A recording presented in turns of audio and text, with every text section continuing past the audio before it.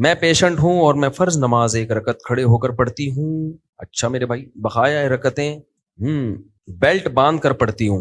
یہ کیا ہو گیا بھائی؟ بیلٹ باندھ کے رکعتیں کیسے ہوتی ہیں؟ فرض نماز 1 رکعت کھڑے ہو کر پڑھتی ہوں، بقایا رکعتیں بیلٹ باندھ کر پڑھتی ہوں. بیلٹ باندھ کے بھی نماز ہو جاتی ہے، بغیر بیلٹ کے بھی ہو جاتی ہے. مسئلہ یہ ہے کہ اگر کھڑے ہو کر پڑھنا ممکن نہیں ہے تو اگر 1 رکعت کھڑے ہو کر پڑھ لی ہے، باقیوں میں نہیں کھڑے ہوا جا رہا، تو بیٹھ کے پڑھ لیں. جتنی رکعتیں کھڑے ہو کر پڑھنا ممکن ہے اتنی کھڑے ہو کر پڑھ لیں، جو کھڑے ہو کر پڑھنا ممکن نہیں ہے وہ بیٹھ کے پڑھ لیں، نماز ادا ہو جائے گی. ایسے بھی ٹھیک ہے، اگر شروع میں کھڑے ہونا ممکن نہیں تھا، بیٹھ کے پڑھ لی، اگلی رکعت میں ہمت ہو گئی تو اگلی میں کھڑے ہو جائیں. ہر طرح سے ٹھیک ہے.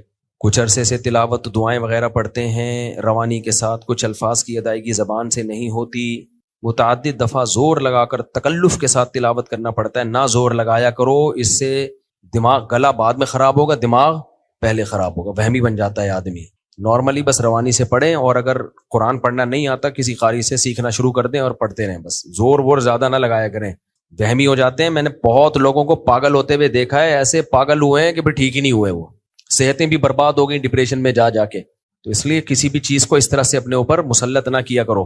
مفتی صاحب، آپ کے لطیفوں اور قصوں کی کثرت، گستاخ سیاست دانوں کی بیجا تعریفیں اور قرآن والی غلطی پر کھل کر ندامت اور اعتراف نہ کرنا، ان چند باتوں پر عارفی نامہ کو آپ سے شدید بدگمانی ہے. آپ اعتراف یا وضاحت کچھ تو کریں. اچھا، ورنہ نور العارفین صاحب اپنا دم توڑ جائیں گے. توڑ دیں بھائی، نور العارفین صاحب جو بھی ہیں، جو توڑ سکتے ہیں توڑ دیں. کون سے گستاخ سیاست دان کی میں نے حمایت کی ہے بھائی؟ اور پہلی جملہ کیا تھا؟ قصوں اور کہانیاں. تو جو بھی قصے کہانی ہوتے ہیں کوئی سبق کے لیے ہوتے ہیں، بلا وجہ کوئی شو تو نہیں ہو رہا ہوتا یہاں پہ.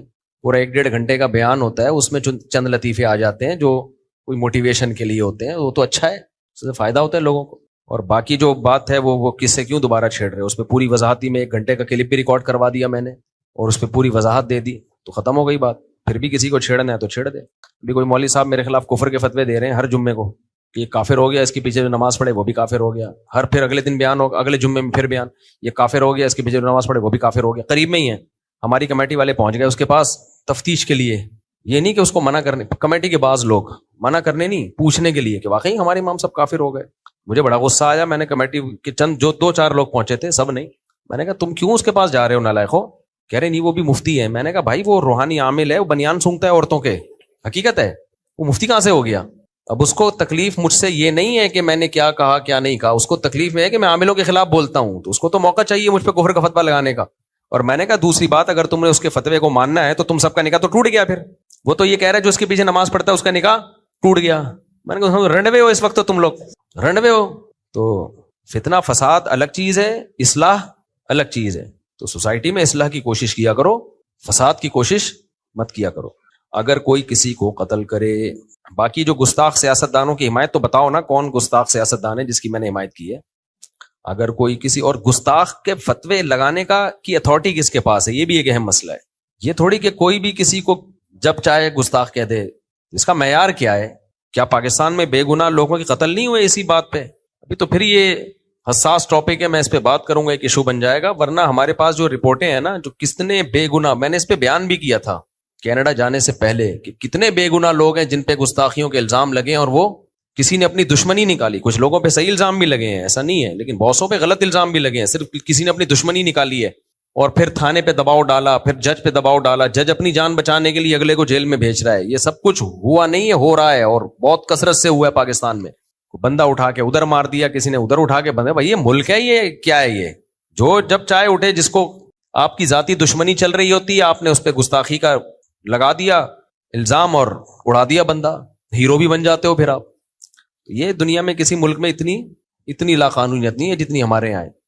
تو وہ عامل ہے، بنیان سونگتا ہے، تو بیچارے کا کام ہی یہی ہے فتوے لگانا. میرے اوپر ادھر قریب میں ہی ہے، تو چونکہ اس کی ظاہر ہے دکان بند ہو رہی ہے، میں بار بار جب سے میں نے بنیان سونگنے کا کہا ہے نا، وہ تو سونگتا ہے، وہ تو بالکل ہی ٹھا کر کے جا کے لگ رہی ہے. حالانکہ میں نے اس کا نام تھوڑی لیا، میں نے یہ تھوڑی کہا کہ وہ ایسا ہے، میں نے تو ویسے ہی کہا ہے کہ جو بھی عورتوں کے بنیان سونگتے ہیں.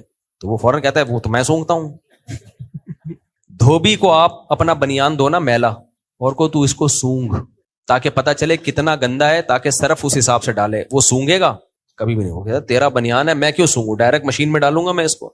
لیکن یہ عامل لوگ، ان کو شرم نہیں آتی دوسروں کے بنیان سونگتے ہوئے. انسان اپنی بدبو برداشت کرتا ہے، دیکھو آپ واش روم میں 1 گھنٹہ بیٹھا رہتا ہے انسان، حالانکہ بدبو آ رہی ہوتی ہے، لوگ دروازے بجا بجا کے تھک جاتے ہیں، نہیں نکلتا، اپنی بدبو سے کسی کو نفرت نہیں ہوتی، لیکن کوئی اور واش روم سے آئے ہو، آپ جیسے ہی جاؤ گے کیسے ناک پکڑ کے گھوم رہا ہوتا ہے۔ انسان کی فطرت ہے بھائی، اپنا بنیان برداشت ہو جاتا ہے، دوسرے کا بنیان برداشت نہیں ہوتا۔ یہ عاملوں کا ظرف ہے، دوسروں کا بنیان سونگتے ہیں وہ۔ ہاں، اگر کوئی کسی کو قتل کر دے اور پھر مقتول کے بھائیوں سے کہے کہ یہ نصیب میں لکھا ہوا تھا کہ اس کو میں ماروں گا، تو اس کا کیا جواب ہے؟ بہت آسان جواب ہے، آپ اس کو قتل کر دیں، بولیں تیرے نصیب میں بھی یہ لکھا ہوا۔ کیا خیال؟ زمین میری تم کاش کرو، نفع آدھا میرا آدھا تیرا، یا زمین میری تم کاش کرو، میرے لیے سال میں اتنا پیسہ دے دو، اس مسئلے کی وضاحت کریں۔ ڈاکٹر اسرار احمد نے کہا کہ حرام مطلق ہے، گاؤں دیہاتوں میں تو سب اسی طرح زمین دیتے ہیں۔ ڈاکٹر اسرار احمد بہت اچھے بڑے اسلامک اسکالر تھے، لیکن یہ مسئلے میں بہت بڑی غلطی کی ہے۔ صحابہ سے اس کا جواز ملتا ہے، حدیثوں سے بھی اس کا جواز ملتا ہے، انہوں نے اس کو سود کہا ہے، سود کا اس سے کوئی لینا دینا نہیں۔ بھائی زمین آپ کی، آپ کرائے پہ دے دیں اگلے کو، تو اس میں کرائے پر اجارہ تو شرعاً سب کے نزدیک جائز ہے، اس کے ناجائز ہونے کی کوئی دلیل نہیں ہے۔ اسی طرح صحابہ کے دور میں مزارعات کا رواج تھا کہ جس کی زمین ہے اس کو اپنے کسان کو دے دی، اور کسان کو یہ کہا کہ بھائی تو محنت کر، جو پیداوار ہوگی اتنے % میری اتنے % تیری۔ اب اس پہ بعض لوگوں کو اشکال ہوتا ہے کہ زمیندار تو بیٹھ کے کھا رہا ہے، بیٹھ کے نہیں کھا رہا، اس کی زمین استعمال ہو رہی ہے، کسی کا پیسہ استعمال ہوتا ہے، کسی کی محنت ہوتی ہے، جو غریب آدمی ہے وہ محنت کرتا ہے، جو پیسے والا آدمی بیٹھ کے کھاتا ہے، تو یہ تو اللہ کا بنایا ہوا نظام ہے۔ اگر پیسے والے نے بھی بیٹھے بغیر کھانا تھا تو پیسے کا فائدہ کیا ہوا اس کا؟ کیا خیال ہے بھائی؟ آدمی پیسہ کماتا ہے، دیکھو ہم کتنے لوگوں کو جانتے ہیں ساری زندگی محنت کر کے پیسہ کمایا، دکانیں بنائی، اب کہیں گے یار ہم نے بڑی محنت کر لی، اب ہم دکانیں کرائے پہ دے کے بیٹھ کے کھائیں گے۔ تو یہاں بھی اشکال ہوگا، یار تم دکان دے دی، اگلا دکان سے بزنس کر رہا ہے، محنت وہ کر رہا ہے، شٹر وہ بند کر رہا ہے، تالا وہ ڈال رہا ہے، ساری چیزوں کی حفاظت وہ کر رہا ہے، تم یہاں بیٹھ کے کھا رہے ہو، تو اس کو سود کہا جا سکتا ہے؟ تو جیسے دکان رینٹ پہ دے کے لوگ بیٹھ کے کھاتے ہیں، تو ایسے ہی زمین بھی رینٹ پہ دے کے بیٹھ کے کھانے میں شرعاً کوئی قباحت نہیں ہے، اس میں کوئی حرج نہیں ہے۔ ہاں ایک چیز ناجائز ہے اس میں جو حدیث میں ممانعت ہے، وہ یہ ہے کہ جب زمیندار زمین کسان کو دے گا تو، اور کسان کو یہ کہا کہ پوری زمین پہ تم نے ٹماٹر اگانے ہیں مثلاً، تو یہ جائز نہیں ہے کہ یہ والے ٹکڑے سے جو پیداوار ہوگی یہ تمہاری ہوگی، باقی ساری کس کی ہوگی؟ میری، کیونکہ اس بات کا امکان ہے کہ اس ٹکڑے میں پیداوار ہی نہ ہو، یا اس میں کم ہو، یا اس میں بہت زیادہ ہو جائے۔ تو جتنی زمین دی ہے اس پوری میں شرکت کرنی پڑے گی بھائی، ٹوٹل جتنی پیداوار ہوگی اس میں اتنے % میرا، اتنے % تمہارا، تاکہ پیداوار کم ہو تو دونوں کے پروفٹ میں کمی ہو، پیداوار زیادہ ہو تو دونوں کے پروفٹ میں اضافہ ہو۔ سرمایہ دار کیا کرتا ہے؟ اضافہ سارا خود، اور اس کو اسپیسیفک ایک چیز پکڑا دی، نا نا نا نا نا، یہ اس مزدور پہ ظلم ہے بھائی۔ اگر پیداوار زیادہ ہوگی تو اس کا حصہ بھی زیادہ ہو جائے گا، پیداوار کم ہوگی تو اس کا حصہ اگر کم ہوگا تو تمہارا حصہ بھی کم ہو جائے گا۔ جیسے مشارکت اور مضاربت میں ہوتا ہے، آپ نے پیسہ لگایا تو نفع نقصان پہ ہوتا ہے بھائی، پروفٹ بڑھے گا تو اس کا بھی مارجن آف پروفٹ بڑھ جائے گا، تو پرسنٹیج کے حساب سے یہی فائدہ ہوتا ہے۔ تو زمین مزارعات پہ دینا بھی جائز ہے، یعنی کہ ایک کی زمین ہو اور دوسرے کی محنت ہو، اور پیداوار کو وہ لوگ پرسنٹیج کے حساب سے شرکت کر لیں، اور کرائے پہ دینا بھی شرعاً جائز ہے کہ آپ نے زمین دے دی بھائی مجھے کرایہ چاہیے اس کا، جیسے مکان کرائے پہ دیتے ہو آپ۔ امریکہ میں موجود اور وہیں کی نیشنلٹی کا حامل ایک نوجوان جو جسمانی طور پر خاصا مضبوط اور ذہنی طور پر معذور ہے، اس کے والدین اس کی شادی پاکستان میں موجود ایک لڑکی سے جو خود بھی تھوڑی سی ایب نارمل ہے اور اپنی سوتیلی ماں کے زیر کفالت ہے، اس سے کرنا چاہ رہے ہیں۔ کیا کوئی غلط بات تو نہیں ہے؟ کیونکہ لڑکے کو شادی یا طلاق کے مسئلے پر دیگر دنیاوی معاملات میں کچھ نہیں پتا، جو اس کے والدین کو بتا دیتے وہی کرتا ہے۔ آپ سے رہنمائی کا طالب ہوں کہ لڑکے کے نانا نے مجھ سے کہا ہے کہ آپ سے رہنمائی حاصل کروں۔ دیکھیں پاگلوں کی شادی بھی فقہاء نے یہ بھی اس کے بھی احکام لکھے ہیں، کیونکہ شادی انسان کی جسمانی ضرورت ہے۔ بعض لوگ دماغی توازن ٹھیک نہیں ہوتا لیکن اس میں سیکشول ڈیزائرز بہت زیادہ ہوتی ہیں، تو شرعاً ان کی شادی بھی جائز ہے اسلام میں، لیکن ان کی جب شادی کی جائے گی تو سامنے والے کو بتا کے کی جائے گی۔ دھوکہ دے کے کی تو عورت کو ڈیورس کا حق، یعنی نکاح کے ختم کرنے کا حق حاصل ہوگا، تو بتا کے کی جائے گی بھائی ہمارا یہ بچہ تھوڑا سا پاگل ہے، جتنا ہے اتنا بتا دیں، تھوڑا ہے تو تھوڑا بتا دیں، زیادہ ہے تو زیادہ بتا دیں، تو ظاہر ہے سامنے والے رشتہ نہیں کریں گے۔ ہاں اگر سامنے والوں میں کوئی معذوری ہے، وہ بھی معذور بچی ہے، تو ان کو پتا ہے کہ بار ہماری بچی کے لیے کوئی رشتہ آئے گا نہیں، تو ہو سکتا ہے وہ کر دیں۔ تو یہ آپس کی انڈرسٹینڈنگ سے، دونوں کے ولی کی اجازت سے شرعاً جائز ہے، اس میں کوئی گناہ نہیں ہے۔ تو پھر دونوں کی نگرانی ماں باپ ہی کریں گے، ظاہر ہے، کیونکہ ان کو ایسے تو نہیں چھوڑا جا سکتا، دونوں پاگل ہیں، دو پاگل ایک جگہ جمع ہو جائیں تو آپ کو پتا ہے کہ تو بہرحال شریعت میں یہ جائز ہے بشرطے کہ دونوں کے ولی اس پہ راضی ہوں، پھر جائز ہے۔ نکاح میں اللہ نے بہت وسعت دی ہے، ہمارے سیکولر لبرل لوگ تو نہیں مانتے نا، کیونکہ تو زنا کے قائل ہیں۔ میرے جاننے والوں میں ایک شادی ایسے ہوئی ہے کہ لڑکا معذور ہے، لڑکا ڈسیبل ہے، ذہنی طور پہ تھوڑا معذور، تھوڑا نہیں کافی زیادہ معذور ہے، لیکن لڑکے والے ہیں کروڑ پتی، ارب پتی۔ اب جو لڑکی ہے وہ طلاق یافتہ بھی ہے، انتہائی درجے کی غریب بھی ہے، تو اس لڑکی نے خود ہی اس معذور سے شادی کی ہے۔ کیوں کی ہے شادی؟ میرے پاس یہ کیس آیا تھا، لڑکے کی ماں نے کہا ہمارا بیٹا معذور ہے لیکن ہم نے شادی کرنی ہے کیونکہ اس میں ڈیزائرز ہیں، بالغ ہو گیا، پتہ چل جاتا ہے نا ماں باپ کو، بھائی اس میں خواہش بہت زیادہ ہے، تو اب ہم کہاں شادی کریں؟ میں نے کہا جو راضی ہو جائے اس سے کر دیں، جو راضی ہو جائے، دھوکہ نہ دیں کسی کو، اور لڑکی کو بھی دھوکہ نہ دیا جائے، ایسا نہ ہو کہ باپ پہنا دے کہ بھی چلو۔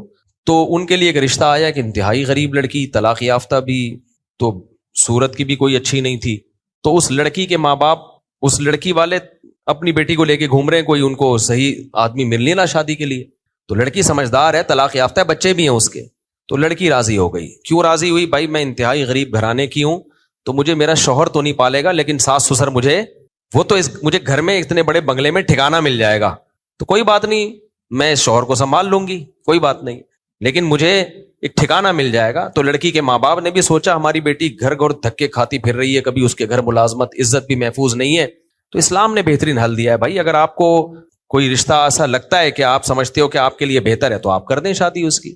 تو انہوں نے شادی کر دی، وہ خوش ہے الحمدللہ، کیونکہ اس کو ایک بڑا گھر مل گیا، اچھا خاندان مل گیا، تو اور اس لڑکی سے کوئی بھی نارمل آدمی شادی کے لیے تیار نہیں تھا۔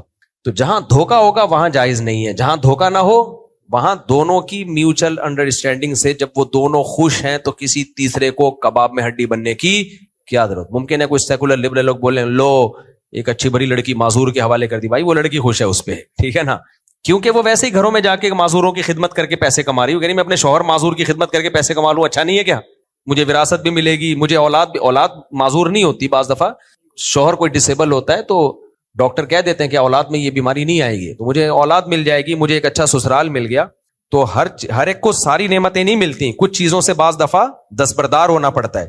تو میرے پاس آیا کیس، میں نے کہا بھائی جب لڑکی بھی خوش ہے اور آپ لوگ بھی اس لڑکی کو ایکسیپٹ کر رہے ہو تو لڑکی کی بھی عیش ہیں، مزے ہیں بھائی، ورنہ وہ مجھے پتا تھا وہ بیچاری گھر کر کے دھکے کھا رہی تھی۔ ہمارے لبرل لوگوں کے پاس تو یہی ہے کہ بس اس کو کہیں ماسی بنا دو، اور کوئی حل ان بیچاروں کے پاس نہیں، ان کے لیے تو نہ تعلیم کے پیسے ان کے پاس کچھ بھی نہیں ہے، اور اگر تعلیم حاصل کر بھی لے تو ڈیزائرز تو لڑکی میں بھی ہے نا، خالی تعلیمی ہر چیز کا علاج تھوڑی ہے، خواہشات تو اس میں بھی ہیں، تو زنا کی طرف جائے گی، پبلک پراپرٹی بنے گی وہ۔ تو اسلام نے حل بتایا کہ بھائی لڑکی اور اس کے ولی اگر راضی ہوں تو پھر نکاح ہو سکتا ہے، اس میں کچھ، ہاں اس میں لڑکی کے ولی کے ذمے ہے کہ وہ بیٹی کا فائدہ دیکھ کے کرے کہ اس کے نقصانات کم ہیں، اس کے نکاح کے فائدے زیادہ ہیں تو کرے۔ اگر وہ سمجھتا ہے کہ نقصانات زیادہ ہیں فائدے کم ہیں، مثال کے طور پر بعض دیوانے ایسے ہوتے ہیں مارتے ہیں پیٹتے ہیں، پاگل ہو جاتے ہیں، او منہ توڑ دیں گے، تو پھر نہیں پھر جائز نہیں ہے کرنا۔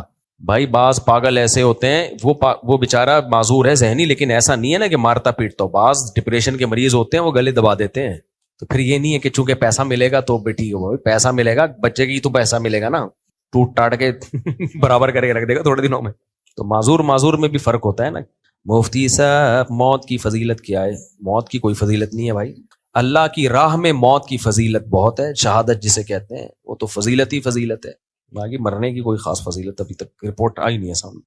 اچھی موت کی فضیلت ہے، نیک اعمال پہ موت۔ سعید انور کے بارے میں حضرت طارق جمیل صاحب کی ایک ویڈیو میں کہا کہ وہ ابے کیا پاگل آدمی، سعید انور صاحب بڑے نیک آدمی، کتنے ایسی فضول بات کی کسی۔ مفتی سے میرا آپ سے یہ سوال ہے کہ میری بہن کے شوہر پاکستان سے باہر ہیں اور وہ باہر کام کرتے ہیں اور بہت غصے کے تیز ہیں، کیونکہ ظاہر ہے آپ کی بہن کے شوہر ہیں وہ۔ میری بہن کو شک ہے کہ ان پر کسی نے جادو کر لیا اور میری بہن ان کے پاس جانا چاہتی ہے، اس مسئلے میں وہ کیا کرے؟ کوئی جادو وادو نہیں کیا، جو غصے کے تیز ہوتے ہیں وہ ویسے ہی پاگل ہوتے ہیں۔ سوسائٹی میں غصے کا تیز آدمی کبھی بھی سروائیو نہیں کر سکتا، نہ وہ گھر چلا سکتا ہے، نہ وہ دوستیاں نبھا سکتا ہے، نہ وہ کسٹمر۔ دیکھو ایئر ہوسٹس سے عبرت حاصل کیا کرو، پیسوں کی خاطر کتنا برداشت کرتی ہے یار، جہاز میں اتنی لمبی لمبی فلائٹوں میں جاب کرنا خدا کی قسم آسان کام؟ میں کہتا ہوں کنڈکٹر کی جاب آسان ہے ایئر ہوسٹس سے۔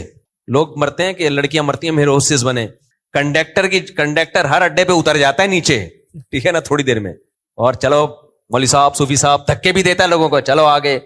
آپ نے تمیز سے بات نہیں کی نا, تھوڑی دیر برداشت کرے گا, اس کے بعد اسی اسٹائل میں بھر کے گالی بھی پارسل کر دے گا, آپ دھکا دے کے نیچے بھی اتار دے گا آپ کو. آگے بیٹھا ہوگا, گٹکا کھا رہا ہوگا, پان کھا رہا ہوگا. ایئر ہوسٹس کی جاب شروع میں دیکھنے میں لگتی ہے کہ یار دیکھو جہاز میں کتنا صاف ستھرا لباس پہن کے جا رہی ہے. بھائی آپ ایک سال 2 سال جہازوں میں سفر, حدیث میں آتا ہے سفر و سقر, سفر جو ہے یہ سقر ہے, سقر جہنم کو بولتے ہیں, یعنی ٹینشن ہے سفر. اور جہاز کا سفر تو بہت بڑی ٹینشن ہے, کیونکہ ایک ہی روٹین ہے نا آپ کی, کنڈکٹر کی ایک جیسی روٹین نہیں ہوتی. یہاں سے نکل رہا ہے, ادھر سے جتنی بھی بس بھری بھی ہو ادھر سے گھسے گا, آگے سے نکل بھی آئے گا. وہ یہ بھی ایک بھی انجوائے کرتا ہے نا وہ لائف کو.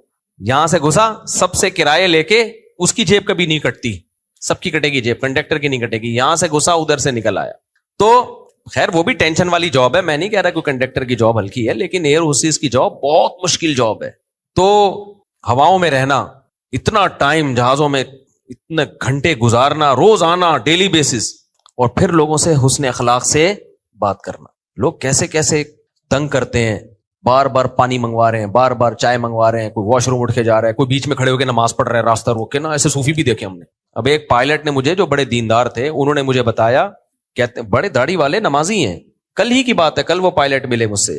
میں نے ان سے جہاز میں نماز کا پوچھا, میں نے کہا آپ تو خود نمازی ہیں, آپ PIA میں 25 سال پائلٹ رہے ہیں, تو جہاز میں نماز پڑھنا میں کوئی جہاز کو خطرہ تو نہیں ہے؟ انہوں نے کہا یہ جو راستے میں کھڑے ہو کے نماز پڑھتے ہیں یہ بہت سخت خطرناک ہے, کیونکہ جہاز میں ذرا سا بھی حادثہ ذرا سا ہوا نا تو وہ ذرا سا نہیں ہوتا, سیکنڈوں کے اندر اس کو حل کرنا پڑتا ہے.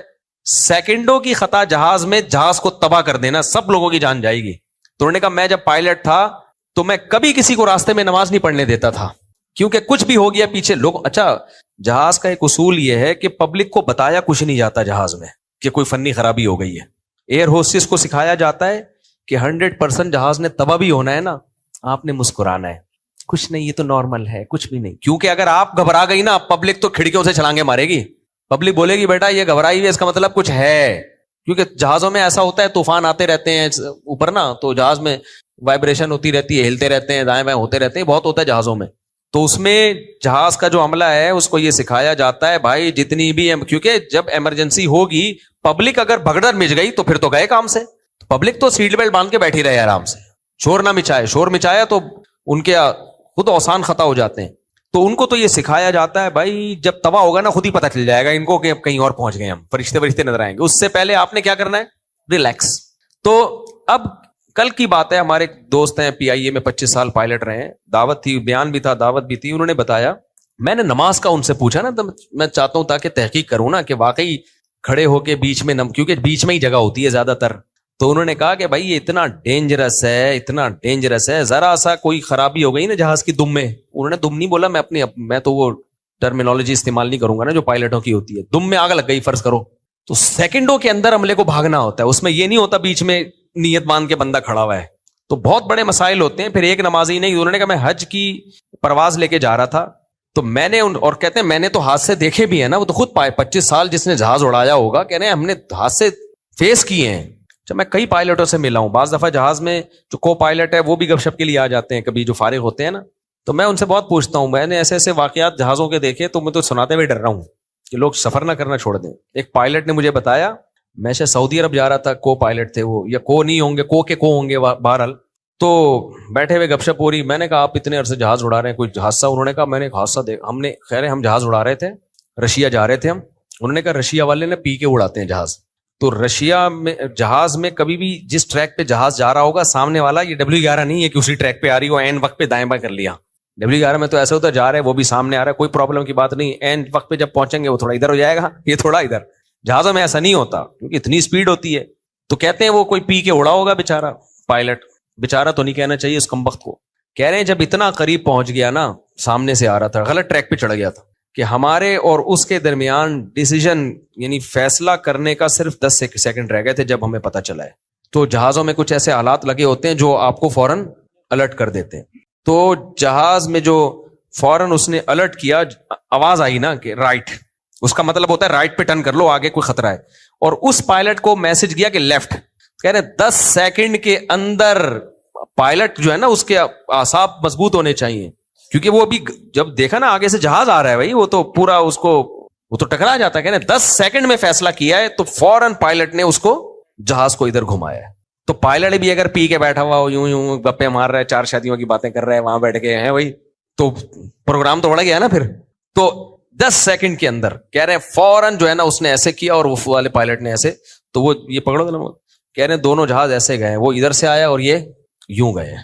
پیچھے پبلک کو کچھ بھی نہیں پتا, پبلک تھوڑا سا یوں ہوئی ہے, کہہ رہے ہیں واہ بھائی بڑا آج انجوائے کر رہے ہیں, بڑا بھائی آج تو یوں یوں کر کے جا رہے ہیں ہم لوگ. تو پبلک کو پیچھے نہیں بتایا جاتا کہ بھائی پروگرام سب کا اوڑنے والا تھا. تو انہوں نے مجھے بتایا کہ ایسے گئے ہیں دونوں جہاز, یوں آ رہا ہے یہ ادھر یہ ادھر یہ ادھر, تو ایسے گئے ہیں. تو کہہ رہے ہم نے سب نے کلمہ پڑھ لیا تھا کہ آج ہمارا انا للہ ہو گیا. خیر اس پائلٹ کے خلاف کیس ویس ہوا ہوگا جو رشیا کا پائلٹ تھا. تو خلاصہ یہ کہ میں نے کئی پائلٹوں سے ریسرچ کی نماز کے بارے میں. انہوں نے کہا راستے میں کھڑے ہو کر بالکل, انہوں نے کہا میں حاجیوں کو لے کے جا رہا تھا تو مجھے پتا ہے کوئی ایمرجنسی ہوئی تو بھاگنا پڑتا ہے, سیکنڈوں کے اندر وہ بھاگنا پڑتا ہے نا. ایک نمازی بھی بیچ میں آگے اور آپ بندے پھلانگ کے جا رہے ہو تو گئے کام سے. تو انہوں نے مجھے کہا کہ حاجی لوگ جا رہے ہیں, حاجیوں کا تو مقصد ہی نماز پڑھنا ہے. کہہ رہے میں نے بار بار اناؤنسمنٹ کی ہے بیچ میں راستے میں نماز نہ پڑھیں, آپ سیٹ پہ پڑھ لیں. بعض دفعہ سعودی ایئر لائن پہ تو پیچھے جگہ دی ہوئی ہے. کہہ رہے نہیں حاجی کہاں مانے. انہوں نے بتایا عجیب, ایک خاتون کھڑے ہو کے سیٹ پہ اور قبلہ پچھلی جانب تھا تو اس طرف رخ کر کے نیت باندھی ہوئی انہوں نے نماز پڑھ. وہ اتنا ڈینجرس ہے کیونکہ جہاں کہیں بھی آگے ویکیوم آ گیا نا, ایسے حادثات بہت ہوتے ہیں, سیٹ بیلٹ نہیں ہوتی تو جہاز ایک دم دھڑام سے نیچے ہوتا ہے, کھوپڑی جا کے لگتی ہے چھت پہ. ایسے بہت واقعات ہو چکے ہیں جہازوں میں, سیٹ بیلٹ نہیں باندھی. پہلے بہت میں کہتا تھا یار یہ اتنا زور کیوں لگا رہے ہیں, کوئی یہاں کے اسپیڈ بریکر یا کھڈے تھوڑی آ رہے ہیں. تو پھر میں نے کئی پائلٹوں سے, جہاز میں کام کرنے والے عملوں سے بہت واقعات انہوں نے بولا. پھر انہوں نے پوری کیلکولیشن کے ساتھ بتایا کہ ذرا سا جہاز نیچے ہوا نا یوں تو یہ پبلک کہاں ہوتی ہے اوپر, اور اتنی اسپیڈ سے اوپر لگتی ہے کہ کھوپڑا گیا سر پھٹ جاتا ہے. تو انہوں نے مجھے پھر تو اس کے بعد پھر میں اب کبھی بھی راستے میں نماز نہیں پڑھتا, اگر یا تو کہیں جگہ مل جائے کہیں کنارے پہ یا پھر مجبوری میں سیٹ پہ ہی پڑھتا ہوں نماز. تو میں واقعہ پتہ نہیں کیا سنا رہا تھا, یہ پورا جہازوں پہ رپورٹ پیش کر دی ہم نے ہے. ہاں تو ایک ٹینشن ہوتی ہے, اسٹریس میں ہوتے ہیں پائلٹ بھی اور جو یہ جو ایئر ہوسٹس کا عملہ ہے نا. ہاں میں یہ کہہ رہا تھا کہ کیسے کیسے لوگ کر رہے ہوتے ہیں نا. ایک صاحب نے بتایا میں جہاز, پائلٹ نے بتایا میں جہاز لے کے جا رہا تھا, تبلیغی اجتماع تھا, سارے تبلیغ والے بیٹھے ہوئے ہیں, ہم کہتے ہیں بنگلہ دیش جا رہے تھے. کہہ رہے ہیں بھائی ان کو بول رہا ہوں سیٹ بیلٹ باندھو, وہ سب باری باری نماز پڑھنے کے لیے وضو کرنے کے لیے جا رہے ہیں, دائیں بائیں ہو رہا ہے اور سارے وضو کر کے آ رہے ہیں اور پورا کیچڑ کیچڑ بنا دیا انہوں نے, لگ رہا تھا کسی گدھا گاڑی میں ہم جا رہے ہیں. تو ان کا مقصد تبلیغ کی مخالف, وہ خود تبلیغی تھے, ان کا مقصد یہ تھا کہ بھائی آپ جب کوئی کہیں سفر کرتے ہو تو لا کو تو فالو کرو نا آپ. تو کہتے ہیں ہم خود مسلمان ہیں بھائی, ہم کہتے ہیں میں بھی اجتماع میں گیا ہوں, لیکن یہ کوئی طریقہ تو نہیں ہوتا نا کہ آپ لا کو فالو نہ کرو. یہ جو ایس او پیز بنائی گئی ہیں جہازوں میں سفر کی, یہ سب کی حفاظت کے لیے, تو اپنی جان کو خطرے میں ڈال دینا, اور صرف اپنی نہیں اپنی بھی ڈال دو, ٹھیک ہے بھائی, اپنے ساتھ دوسرے کو کیوں مروا رہے ہو. ایک بہت بڑی شخصیت پاکستان آئی تو گورنمنٹ آف پاکستان نے ان سے کہا ہم نے آپ کو سیکورٹی دینی ہے. انہوں نے کہا نہیں میں شہید ہونا چاہتا ہوں. تو وہ جو جنہوں نے سیکورٹی کا کہا نا وہ پولیس, تو ہم اس محفل میں بیٹھے ہوئے تھے ان مشہور شخصیت کی, وہ کہہ رہے تھے نہیں مجھے سیکورٹی نہیں چاہیے, کوئی بات نہیں مجھے شہادت قبول ہے. تو پولیس والے نے کہا حضرت آپ اس ملک میں جا کے شہید ہو جائیں, کائنڈلی آپ یہاں نہ, آپ کو شہادت کا شوق ہے دل و جان سے, لیکن یہاں شہید ہوئے نا دائیں 25-30 پولیس والے بھی آپ کے ساتھ شہید ہوں گے, پبلک بھی شہید ہوگی اور ملک کا امیج دنیا میں کیا جائے گا, خراب ہو جائے گا.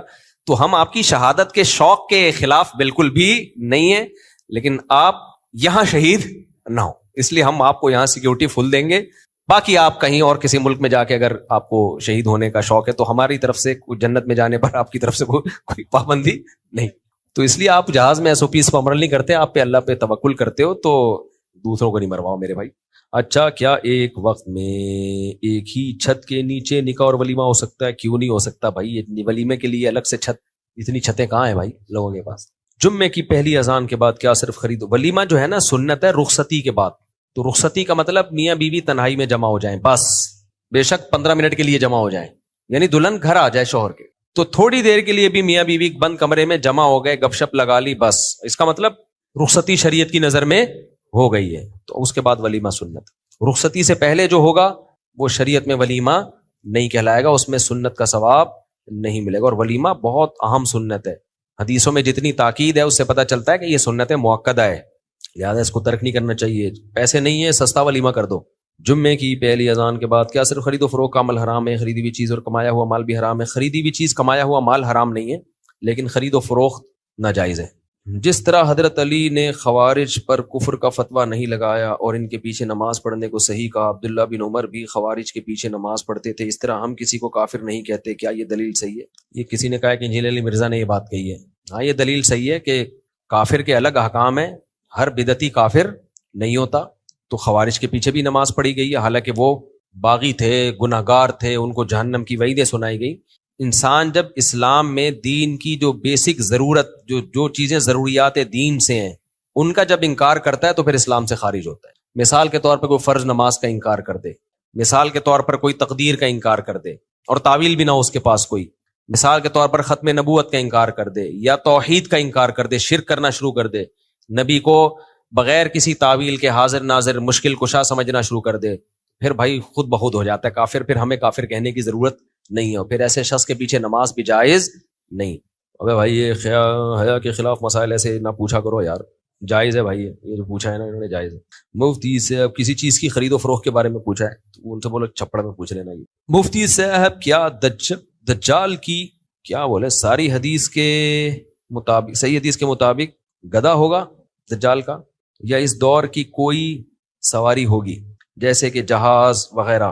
کیا بہت مشکل ہے، باقی پڑھ کے مجھے بتا دو کیا لکھا ہوا ہے۔ دجال کے بارے میں جو گدھے کے بارے میں آتا ہے نا، تو دونوں رائیں، ہو سکتا ہے گدھا ہو سکتا ہے نبی صلی اللہ علیہ وسلم نے اس سواری کو گدھے سے تعبیر کیا ہو، جیسے آپ صلی اللہ علیہ وسلم نے فرمایا کہ اسلام تلواروں کے سائے میں ہے، تو کیا مطلب اب تو لڑائی کلاشن کوفوں سے ہوتی ہے جہاد، تو اب کوئی مجاہد کہے چونکہ اسلام میں تلواروں کے سائے میں ہے لہذا میں جہاد میں تلوار سے لڑوں گا کیونکہ سایہ تلواروں کا ہوگا تو جنت میں جاؤں گا، تو ہم کیا کہیں گے بھائی مراد تلوار نہیں ہے، کیونکہ اس زمانے کا اسلحہ کیا تھی؟ تلوار تھی، تو تلوار ایک علامت ہے، مراد جو بھی اس زمانے کا اسلحہ ہو۔ تو عین ممکن ہے دجال کا جو گدھا ہے وہ گدھا نہ ہو، وہ کوئی ٹینک ہو، وہ کوئی بختربند گاڑی ہو جو اس زمانے کا گدھا ہوگا، ٹھیک ہے نا؟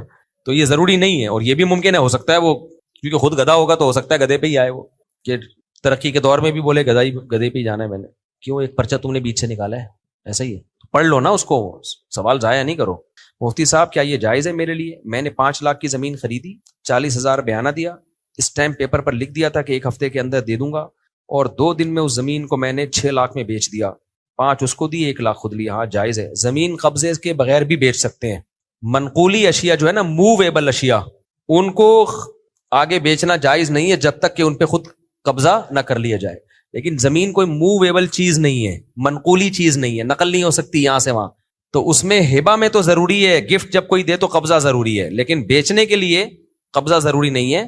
خریدی اور آگے کسی کو پہنا دیا آپ نے، یعنی بیچ دیا آپ نے، البتہ اتنا ضرور ہے کہ وہ زمین کا وجود ہو، اس کی لوکیشن معلوم ہو، پتا ہو کہ کہاں ہے، خالی فائلیں نہیں ہو۔ بعض دفعہ ابھی ایک شروع ہو رہی ہے ایک پروجیکٹ، فائلیں بک رہی ہیں، 5,000 کی فائل لی، 10,000 کی پہنا دی، یہ جائز نہیں ہے، سمجھتے ہو؟ فائل کے پیچھے زمین ہونی چاہیے، پتا ہو یہ زمین ہے جی، آپ جا کے دیکھ سکو، ہاں بھائی اگر دیکھنا چاہو تو یہ زمین ہے، یہ نمبر ہے اس کا۔ تو بعض دفعہ فائلیں ہوتی ہیں پیچھے کچھ ہوتا ہی نہیں اس کے، وہ کہتے ہیں ابھی تو پیسے آئیں گے تو ہم پروجیکٹ شروع کریں گے، تو پھر جائز نہیں ہے۔ پھر فیس ویلیو پہ تو بیچ سکتے ہو کہ جتنے کی فائل لی اتنے کی پہنا دی، پروفٹ نہیں لے سکتے۔ ہاں فلیٹ بھی ایسے، فلیٹ آپ نے خریدا قبضے سے پہلے، آگے کسی کو پہنا دیا، لیکن خریدنے کا مطلب کیا ہے یہ سمجھو، آپ کے رسک میں آ گیا ہو، جیسے آپ نے فلیٹ خریدا، بیانہ دے دیا، اب آپ کا فلیٹ ہو گیا، اتفاق سے فلیٹ میں آگ لگ گئی، تو آپ کا نقصان سمجھا جائے۔ وہ اسٹیٹ ایجنٹ کہے بھائی آپ کا فلیٹ تھا، بیانہ تھا، یہ تو آپ ابھی بے شک کاغذ میں آپ کے نام نہیں ہوا ہے، لیکن یہ ہے کس کا؟ آپ کا ہے، ابھی گویا کہ آپ نے پیمنٹ بھی نہیں کی لیکن آپ کا ہے، تو اب تباہ ہوا ہے تو آپ کا نقصان۔ تو اتنا رسک آ چکا ہو تو آگے بیچ سکتے ہیں، کیونکہ بعض دفعہ رسک میں نہیں آتا، آپ نے خالی فائل لی، ابھی فلیٹ کو یہی سمجھا جا رہا ہے کہ یہ اسی کا ہے جس نے بیچا ہے، آپ کو تباہ ہو گیا تو اسی کا نقصان سمجھا جا رہا ہے، تو پھر نہیں۔ شریعت میں اصول یہ ہے کہ جس چیز کا آپ نقصان نہیں اٹھاتے نا، اس کا پروفٹ بھی نہیں اٹھا سکتے، سمجھتے ہو کہ نہیں سمجھتے؟ اب پلاٹ آپ نے خریدا، اس پوزیشن میں آ گیا وہ پلاٹ کہ اگر اس پہ قبضہ ہوا تو آپ کا نقصان سمجھا جائے گا، ڈاکو نے قبضہ کر لیا تو اب یہ سمجھا جائے گا بھئی آپ کا نقصان ہے۔ تو اس لیے جب فلیٹ خریدو نا، تو آگے بیچنے سے پہلے جو مالک ہے اس کو کہہ دیا کرو بھائی اب یہ میرا ہے، یہ اس کا اچھا برے کا ذمہ دار کون ہے؟ میں ہوں۔ تو اس پوزیشن میں آئے گا تو اب پھر آگے آپ اس کو بیچ سکتے ہو، اس پوزیشن میں اگر نہیں آیا تو پھر یہ خریدنا کہلاتا ہی نہیں ہے شریعت، سمجھتے ہو؟ یعنی ایسا خریدنا نہیں کہلاتا جس کی بیس پہ آگے بیچنا آپ کے لیے جائز ہو، کیونکہ حدیث میں آتا ہے جس کا مفہوم ہے کہ جس چیز کا تم رسک نہیں اٹھا رہے نا اس کا نفع بھی نہیں تم لے سکتے. کیونکہ اسلام نے نا یہ فائلیں گھمانے اور یہ خالی جو پہنائی جا رہی ہے نا، رسک اٹھا نہیں رہے، بس ادھر سے ادھر پہنائے جا رہے ہو، وہ قبضہ ہو گیا تو آپ کہہ رہے ہو بھائی میرے تو تھی نہیں، تو کیوں نہیں تھی بھائی؟ جب آپ نے معاہدہ ہو گیا تو آپ کا پلاٹ ہے، اب اگر اس پہ ڈاکو نے قبضہ کر لیا تو آپ کا نقصان سمجھا جائے گا. ہاں کوئی بات نہیں. ہاں زیر تعمیر اگر فلیٹ ہے تو اس کا بھی رسک آپ اگر وہ آپ اس کا رسک نہیں اٹھا رہے تو پھر آپ اس کو آگے بیچ نہیں سکتے. لیکن ایسا ہوتا نہیں ہے، جو زیر تعمیر فلیٹ ہوتے ہیں آپ پیسے دے چکے ہوتے ہیں، اس میں بھی اگر زلزلے سے وہ فلیٹ تباہ ہو گیا، ڈاکوؤں نے قبضہ کر لیا تو آپ ہی کا نقصان سمجھا جاتا ہے. وہ بلڈر کہہ دے گا بھائی آپ کا فلیٹ تھا، میں نے تو، ہاں اس کی غلطی نہ ہو نا، اس کی غلطی ہے تو پھر تو وہ ضامن ہوگا. وہ کہہ رہے میری غلطی نہیں، زلزلہ آ گیا تو بھائی آپ کے پیسے ڈوب گئے. تو اگر اس پوزیشن میں ہے وہ فلیٹ زلزلہ آنے سے وہ اگر خراب ہو جائے تو آپ کا نقصان سمجھا جائے تو پھر آپ اس کو آگے فروخت کر سکتے ہو. مفتی صاحب میرے چاچے کے انتقال ہوا ہے، ہماری چاچی عدت میں، تو ان سے ہمارا ابھی پردہ ہوگا؟ چاچی سے تو ویسے بھی پردہ ہے میرے بھائی، چاچی نامحرم میں داخل ہے تو عدت کے دوران تو اور زیادہ پردے کے حکام سخت ہو جاتے ہیں. تو چاچا کا انتقال ہو گیا تو عدت میں بھی اور عدت کے بعد بھی چاچی کے لیے جائز نہیں ہے کہ اپنے چچا کے، اپنے شوہر کے بھتیجوں کے سامنے بے پردہ ہو گیا. ہاں چاچی بوڑھی ہے، بہت عمر والی ہے تو ایک الگ بات ہے. شریعت میں چچا کے انتقال کے بعد بیوہ چچی سے نکاح بھی جائز ہے، سمجھتے ہو؟ ماموں کے انتقال کے بعد اس کی بیوہ سے عدت کے بعد جائز ہے. تو اس کا مطلب یہ کہ یہ نامحرم رشتے ہیں. بس چلو.